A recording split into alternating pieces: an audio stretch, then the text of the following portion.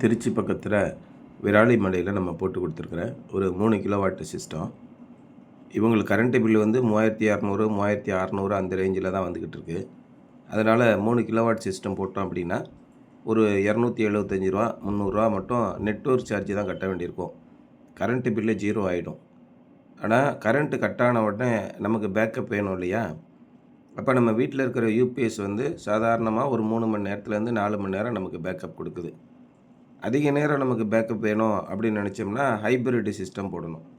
அப்போ 3 kilowatt hybrid system போடும்போது நார்மலாக ஒரு 3 கிலோவாட் ஆன் கிரிட் சிஸ்டம் ரூ. 2,00,000 வருது அப்படின்னா ஹைப்ரிட் சிஸ்டமாக போடும்போது கூடுதலாக ரூ. 1,50,000 செலவாகும். ஏன்னா இந்த ஹைப்ரிட் இன்வெர்ட்டரோட காஸ்ட் அதிகம். கிட்டத்தட்ட அது மட்டுமே ஒரு 85,000 90,000 வந்துடுது. அதுக்கப்புறம் ஒரு லித்தியம் ஃபெரஸ் பாஸ்பேட் பேட்ரி, அது 10 வருஷம் வேரண்டியோடு வரும்போது எப்படி இருந்தாலும் ஒரு 90,000 95,000 கிட்ட வந்துடுது. இந்த மாதிரி நம்ம ஒரு கூடுதலாக 1,50,000 செலவழிக்கிறதுக்கு பதிலாக நம்ம வீட்டில் இருக்கிற யூபிஎஸ் பேட்டரியவே கரண்ட்டு கட்டான பிறகு சும்மா இருக்கிற சோலார் பேனலோட ஒரு சென்சார் வச்சு நம்மளால் கனெக்ட் பண்ண முடியும். அந்த மாதிரி கனெக்ட் பண்ணும்போது ஒரு 20,000 22,000 அந்த வேலை முடிஞ்சிடும். அது ஒரு மினி ஹைப்ரிட் சிஸ்டமாக மாறிடும். அந்த மாதிரி தான் இங்கே திருச்சி விராலிமலையிலே நம்ம பண்ணி கொடுத்துருக்கோம். அந்த மாதிரி ஹைப்ரிட்டாக மாற்றும்போது பேட்ரி தீரவே தீராது. காலையிலேருந்து நைட்டு 10 மணி ஆனாலும் கண்டினியூஸாக அந்த சோலார் பேனல் இந்த பவர் ஃபுல்லாக பேட்டரியில் ஸ்டோர் பண்ணி எக்ஸஸ் வர பவர் பகல் நேரம் முழுமைக்கும் நம்ம கொடுத்துரும். இங்கே நம்ம சாதாரண ஹோம் யூபிஎஸோட கனெக்ட் பண்ணுற மாதிரி ஸ்மார்ட் பிஎம்எஸ் இருக்கக்கூடிய ஒரு லித்தியம் ஃபெரஸ் பாஸ்பேட் பேட்டரி கொடுத்துருக்கோம். மார்க்கெட்டில் யூபிஎஸ்ஸு லித்தியம் ஃபெரஸ் பாஸ்பேட்டு சேர்ந்த யூபிஎஸ் கோம்போ அப்படின்னு கொடுக்குறாங்க. அதாவது ஒரு லித்தியம் பேட்டரி இருக்குது அப்படின்னா அதோட லோ பேட்டரி கட் ஆஃப் அப்படின்னு இருக்குது. இப்போ நம்ம யூபிஎஸ்லலாம் பேட்டரி லோ அப்படின்னு காட்டுதில்ல. அப்போ லெட் ஆசிட் பேட்டரியாக இருந்துச்சுன்னா நம்ம வீட்டில் இருக்கிற பேட்டரி லோ அப்படின்னு காட்டுதுன்னா அதுக்கு என்ன அர்த்தம்னா பேட்டரியோட வோல்டேஜ் 10.5 வந்துருச்சு அப்படின்னு அர்த்தம்.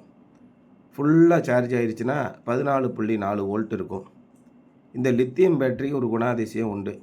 இப்போ நார்மலாக லெட் ஆசிட் பேட்டரி 10.5 வந்தால் தான் லோ பேட்டரின்னு காட்டும். ஆனால் லித்தியம் ஃபெரஸ் பாஸ்பேட் பேட்டரி 11.5 வந்த உடனேயே லோ பேட்டரின்னு காட்டிடும். அதனால் அந்த பேட்டரியை தூக்கி நம்ம நார்மலாக இருக்கிற ஹோம் யூபிஎஸ்ன்னு சொல்கிற எக்ஸைடு, அமரானு, லூமினாஸு இந்த மாதிரி மைக்ரோடெக் இது மாதிரி பேட்டரியில் போட முடியாது. அதனால் இந்த கம்பெனிகள்லாம் என்ன பண்ணுறாங்க, அதுக்குன்னு 11.5 லோ பேட்டரின்னு காட்டுற மாதிரி ஒரு இன்வெர்ட்டரை தயார் பண்ணி இந்த இன்வெர்ட்டரை தான் இந்த பேட்டரிக்கு போடணும் அப்படின்னு சொல்லிட்டு lithium ferrous phosphate battery plus inverter ரெண்டையும் சேர்ந்து கோம்போவாக கொடுக்குறாங்க.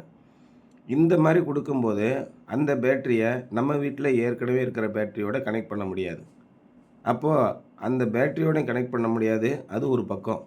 சோலார் பேனல்லேருந்து வரக்கூடிய மின்சாரத்தை இந்த பேட்டரியில் கனெக்ட் பண்ணணும் அப்படின்னா அதுக்கு ஒரு எம்பிபிடி டிவைஸ் சேர்க்கணும். அந்த எம்பிபிடி டிவைஸ்லேயும் 10.5 தான் லோ பேட்டரியாக இருக்கும். அப்போ நீங்கள் எக்ஸைடுலேயோ மைக்ரோடெக்லேயோ லூமினாஸ்லேயோ ஏதோ ஒரு பிராண்டில் கோம்போவாக பேட்டரியும் இன்வெர்ட்டரும் சேர்ந்த மாதிரி இருந்துச்சுன்னா அதில் லோ பேட்டரி கட் ஆஃப் 11.5ன்னு வச்சுருப்பாங்க. அந்த இடத்துல கொண்டு போய் இந்த எம்பிபிடியை சேர்க்கும்போது என்ன ஆகும்னா அந்த பேட்டரி லோ பேட்டரி ஆகிறதுக்கு முன்னாடியே இது என்னென்னா லோ பேட்டரின்னு காட்டி ஆஃப் ஆகிடும். எம்பிபிடியும் ஆஃப் ஆகி போயிடும். திரும்ப சார்ஜ் ஆகாது. இந்த மாதிரி பிரச்சனைகள் வர்றதுனால இந்த இடத்துல ஏற்கனவே வீட்டில் இருக்கக்கூடிய அந்த நார்மல் யூபிஎஸ் பேட்டரியோடு சேரக்கூடிய ஒரு பேட்டரியை கொடுத்துருக்கோம். இந்த மாதிரி கொடுக்கும்போது ரெட்ராஸ்பெக்டிவ்னு பேர். இது மாதிரி நம்ம கொடுத்தோம்னா ரெட்ரோஃபிட்டில் உங்களுக்கு இந்த இது மாற்றும்போது சோலார்லேயும் சார்ஜ் ஆகிக்கலாம், எம்பிபிடியும் ஈஸியாக கனெக்ட் பண்ண முடியும், இந்த பேட்டரியும் ஃபுல் சார்ஜில் ஒர்க் ஆகும். லித்தியம் ஃபெரஸ் பாஸ்பேட் பேட்டரியில் பேக்கப் கொடுக்குறதுல என்ன ஒரு அட்வான்டேஜ்னால் 2 மணி நேரத்துலேருந்து 3 மணி நேரத்துக்குள்ளே காலையில் 8 மணிலேருந்து 10 மணிக்குள்ளே பேட்டரி சார்ஜ் ஆகிடும். அதுக்கப்புறம் நேரடியாக சோலார் பேனல்லேருந்து வரக்கூடிய அந்த பவர் உங்களுக்கு டைரெக்டாக உங்களுக்கு fan, light, TV, mixie, grinder இப்படின்னு எல்லாத்தையும் யூஸ் பண்ணுறதுக்கு ரொம்ப யூஸ்ஃபுல்லாக இருக்குது. இந்த மாதிரியான எம்பிபிடி சிஸ்டத்தில் ஒரு பேட்டரி கனெக்ட் பண்ணலாம், 2 பேட்டரி கனெக்ட் பண்ணலாம், 4 பேட்டரி கனெக்ட் பண்ணலாம். இந்த மாதிரி எல்லா விதமான வசதியும் உண்டு. ஆகவே இங்கே உங்களுக்கு ஆன்கிரிட் சிஸ்டம் போட்டு பில்லை 0 பண்ணிட்டோம். குறைந்த விலையில் ஒரு பேக்கப் சிஸ்டம் கொடுத்து உங்களுக்கு கரண்ட்டு கட் ஆனாலும் பவர் கிடைக்கிற மாதிரி ஒரு பேக்கப் சிஸ்டமும் பண்ணி கொடுத்துட்டோம். இந்த மாதிரி பண்ணும்போது நம்ம வீட்டில் சோலார் போட்டதோட முழு பயனையும் நீங்கள் அனுபவிக்கலாம். கரண்ட்டு பில்லும் கட்ட வேண்டியிருக்காது. கரண்ட்டு போனாலும் நம்ம வீட்டில் கரண்ட் இருக்கும். இந்த மாதிரி மல்டி பர்பஸாக நம்ம பண்ணி கொடுத்துட்டோம். இது மாதிரி பண்ணுறது தான் நமக்கு என்னென்ன வசதிகள் கிடைக்குதோ அத்தனையும் பயன்படுத்திக்கொள்ள நமக்கு உதவியாக இருக்கும். அதேமாரி சேஃப்டி அந்த ஆஸ்பெக்டில் நம்ம பார்க்கும்போது நம்ம இடிதாங்கி அதுக்குன்னு தனியாக ஒரு எர்த்து நார்மலாக நிறைய இடங்களில் பார்த்துருக்கேன். இந்த இடிதாங்கி போட்டு ஏற்கனவே நம்ம வீட்டில் ஒரு எர்த்து இருக்கும்ல, அந்த எர்த்தில் போய் கனெக்ஷன் பண்ணிடுவாங்க. நம்ம அப்படி செய்யக்கூடாது. இந்த இடிதாங்கிக்குனே தனி எர்த்து இருக்குது. இது 2 மீட்டர் எர்த்து போடலாம். 50 ஸ்கொயர் வயர் போடலாம். இதுலேயே இஎஸ்சி டைப்பு லைட்னிங் அரெஸ்டன்ட் இருக்குது, அது போடலாம். ஒன்றுக்கும் காசு வித்தியாசமாகும், விலை ஜாஸ்தியாகும். சிம்பிளாக இந்த மாதிரி ஃப்ராங்க்லின் டைப்பு போட்டாலே நம்ம வீட்டுக்கு போதும்.